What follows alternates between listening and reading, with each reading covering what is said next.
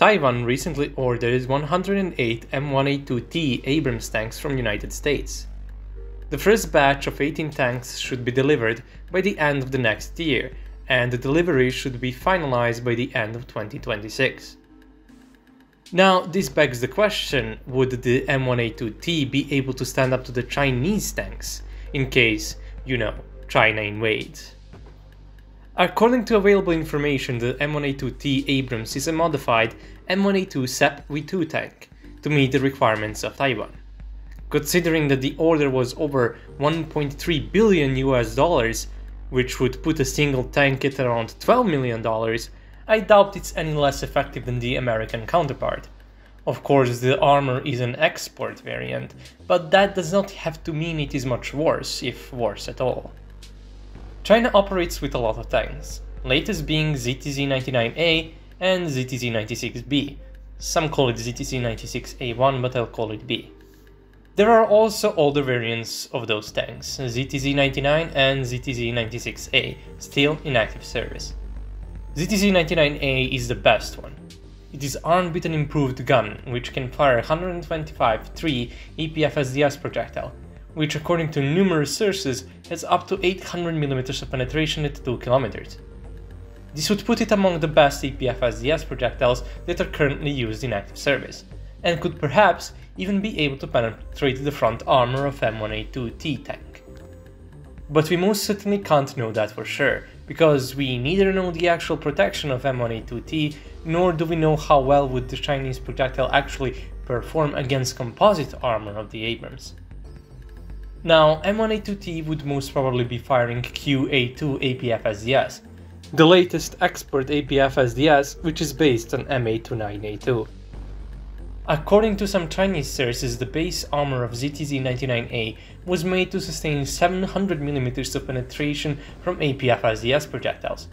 This alone would probably be able to stop QA2 APF-SDS, but on top of that, it's equipped with Fi4 explosive reactive armor, which on top of being able to degrade the penetration of tandem-shaped heat, it can also degrade the penetration of APF-SDS projectiles.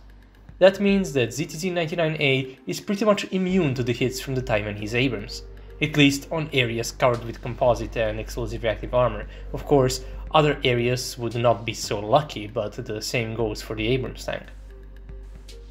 The side protection of all Chinese tanks is not the best.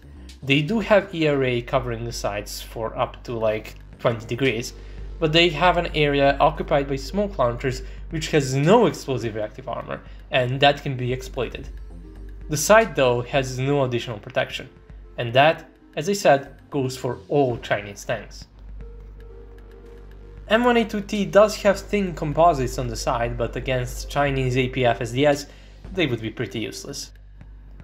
But, you have to keep in mind that in real life, tankers don't aim for specific weak spots. They pretty much always aim at center mass. Why? Well, because as accurate the tanks are, they aren't 100% accurate. They are usually described as being able to hit a tank-sized target reliably at the distances from 2.5 to 3 km. That's a tank-sized target. Hitting a weak spot in normal engagement range is not going to happen. Of course, if the enemy tank is facing the sides of any of those tanks, it will certainly no doubt penetrate it. The same goes for Chinese and the same goes for Abrams. Now, here is where ZTZ-99A has a slight advantage. It actually has 3rd generation thermal imager, compared to 2nd gen on Abrams. Of course, the difference is not great, and would probably mean nothing in the grand scheme of things, especially considering the hilly terrain of Taiwan. And both ZTZ-99A and M1A2T have very good mobility, considering that both are powered by 1500 horsepower engines.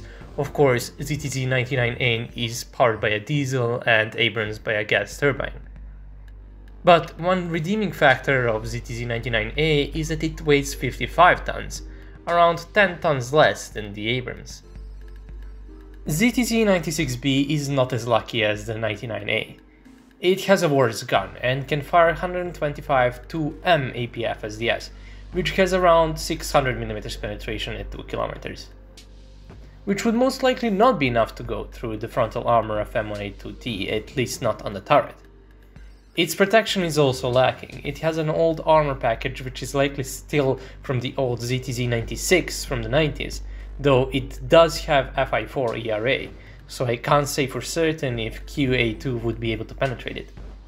But it does have worse coverage by both ERA and composite on the hull, having the larger lower front plate than ZTZ-99. It has second generation thermal, but only for the gunner.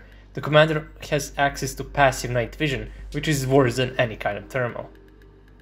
It apparently has a 1200 horsepower engine, but it weighs 20 tons less than the Abrams, so its mobility is not worse by any margin. ZTZ-96A has the same protection, same firepower, slightly worse engine at 1130 horsepower, and instead of second generation for the gunner, has first generation thermal. Basic ZTZ-99 is something in between ZTZ-96B and ZTZ-99A. It has the same gun as 96, so it can't use the 125-3, but it has second generation thermals for both gunner and commander. The protection is also something in between. The base armor is newer and better than the one of ZTZ-96, so it should also be able to stop the QA2 when equipped with Fi-4. And just like the ZTZ-99A, it's also powered by a 1500 horsepower diesel. So how would M1A2T fare against them? Well, it would probably come out on top of a fight between a platoon of M1A2T and ZTZ-96 tanks. It would struggle against the ZTZ-99 tanks and would most certainly lose to ZTZ-99A, mainly because of its complete inability to penetrate it. The reason being, of course, the underperforming export projectile, and the fact that ZTZ-99A can fire an extremely powerful one doesn't help the situation. But of course, none of it compares to the actual problem the M1A2T would face: the numbers. According to the numbers from the last year, China operates around 1500 of both the ZTZ-96 variants, and around 500 of ZTZ-99A tanks and around 600 of ZTZ-99. Even if they would be able to come out on top of a battle with any of those variants, eventually they would be overrun. Of course, when talking about numbers, we should also mention other Taiwanese tanks, that is, if you can still call them tanks. Just kidding. They currently operate around 500 of obsolete M60A3 tanks, and around 450 CM11, which are upgraded M60s with the original M1 Abrams fire control system. M60A3 would stand no chance against any Chinese tank, and they would be deleted in no time. CM11 could put up some fight, but the complete lack of protection and firepower would mean they would be wiped out pretty quickly. That is all if China would even conduct a land invasion. And if we also include the combined arms between different land units and air units, Taiwan wouldn't stand a chance. That would be all. If you like my content, you can consider supporting me on Patreon, and if you can't, leave a like on the video or subscribe if you're new. Thanks for watching, and I'll see you all in the next video. Have a nice day.